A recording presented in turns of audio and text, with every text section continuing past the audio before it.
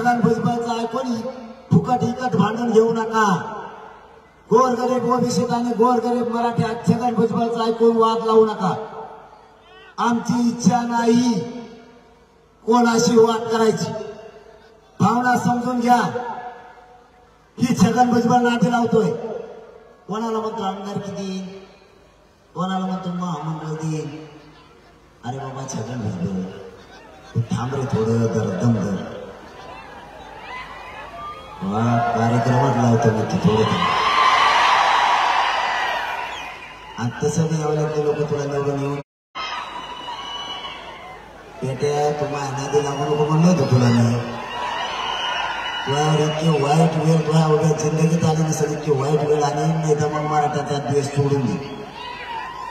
या धाराशिवच्या आई तुळजाभवानीच्या पवित्र दरबारातून आणि पवित्र भूमीतून तुला जाहीर आवाहन करतो, तू इथून पुढे तरी मराठ्यांच्या नादी लागू नको। मराठ्यांविषयीचा द्वेष सोडून दे। याच मराठ्यांनी तुला मोठं केलेलं आणखी मोठं करतो, नाही तर हेच मराठी तुला पायाखाली कॅंक दाबतील।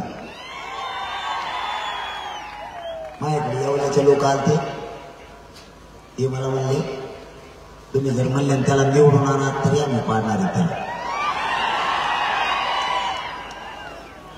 माझ्याकडे जामनेरचे बी आलते, गिरीश महाजनच्या मतदारसंघात,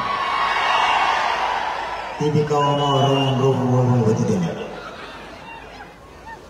त्याच्या हे ध्यानातच नाही 1,36,000 त्याच्या मतदारसंघात कुणबी मराठे एकटे। शेवटी ते कुणबी जरी असले तरी मराठे आहेत आमचे पाहुणे। तिथले दोन्ही नगराध्यक्ष माझ्याकडे आले, ते म्हणजे आता तांगाच पलटी करतो जागा। मराठ्यांच्या नादी लागायचं नाही, मराठ्यांच्या वाटोळं करायची भूमिकेत कोणी यायचं नाही। मी काय चुकीचं केलं? मी आज मराठा समाजाला सवाल विचारायला आलोय, मी काय चुकीचं केलं? आणि देवेंद्र फडणवीस साहेबांनाही सांगतो, तुम्ही विनाकारण गैरसमज पसरवू नका आणि छगन भुजबळाला हाताखाली धरून ओबीसी आणि मराठ्यात वाद लावू नका। आम्ही काय चूक नाही केली। हे जर जातीसाठी एवढे कट्टर आहेत, यांना आरक्षण असून हे सगळे जण सगळ्या पक्षातले ओबीसीचे नेते एकत्र यायला लागले, म्हणजे हे जर एकत्र आले तर जातीवाद नाही, आणि मराठे जर एकत्र आले तर जातीवाद वारे नाही। तुम्ही लोकांना पाडता त्यावेळेस जातीवाद नाही, आणि मराठ्यांनी एखाद्या बार तुम्हाला टंगली धरून आपल्याला पाडलं तर जातीवाद वारे नाही। तुम्ही एकत्र आलात, आम्ही आनंदाने तुम्हाला बघितलंय।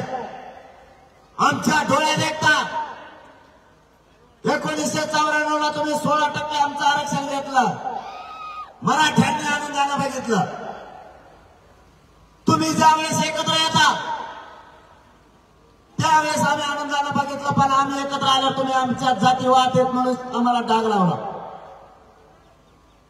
मराठे जातीवादी असते तर 25 वर्ष मराठ्यांनी तुम्हाला निवडून दिलं नसतं।